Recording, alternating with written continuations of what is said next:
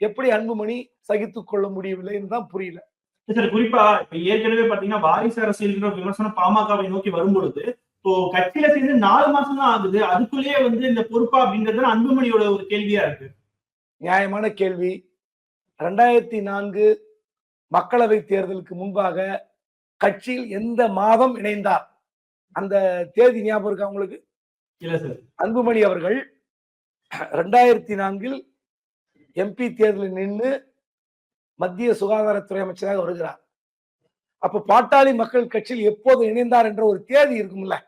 அப்ப அவர் எந்த முன் அனுபவம் இல்லாமல் முதல் முறை கட்சியில் சேர்ந்து சில மாதங்களில் எம்பியாக நிறுத்தப்படுகிறார்.